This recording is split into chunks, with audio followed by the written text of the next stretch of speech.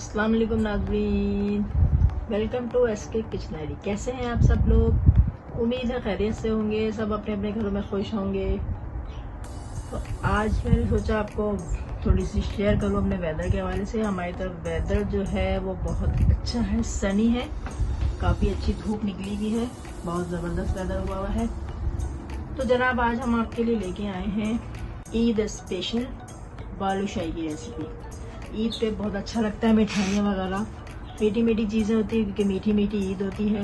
तो मैंने सोचा कि एक मीठी चीज़ हम भी आपसे शेयर करें। तो चलिए चलते हैं अपनी रेसिपी की जानिब। जी तो नाज़रीन, रेसिपी शुरू करने से पहले एक छोटी सी बात आपसे कहना चाहूँगी। अगर आप मेरे चैनल पे नए हैं तो मेरे चैनल को सब्सक्राइब कीजिए और साथ में बेल आइकन को जरूर क्लिक करते जाइए ताकि मेरी नई आने वाली वीडियो का नोटिफिकेशन सबसे पहले आपको देखने को मिले।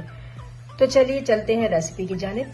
तो यहाँ मैंने ले लिया है बालूशाही बनाने के लिए 2.5 कप हमें मैदा चाहिए। मैंने आपको मेजरमेंट के लिए यहाँ पे जो मैंने ये चीजें रखी है वो मेजरमेंट के लिए दिखाई है। यहाँ मैंने 1 कप मैदा लिया, मगर हमने यहाँ 2.5 कप मैदा लेना है। 1/2 कप घी, 1 टीस्पून बेकिंग पाउडर, 1 टीस्पून पिसी हुई इलायची, 2 कप शुगर की चाशनी बनेगी बालूशाही के लिए। उसके लिए हम 2 कप शुगर और 1.5 कप पानी लेके उसकी चाशनी तैयार करेंगे। तो चलिए अब चलते हैं, हम डो बनाते हैं। सबसे पहले हमें मैदे में बेकिंग पाउडर डाल के मिक्स करेंगे, उसके बाद घी डाल के हम इसका एक अच्छा सा डो तैयार करते हैं।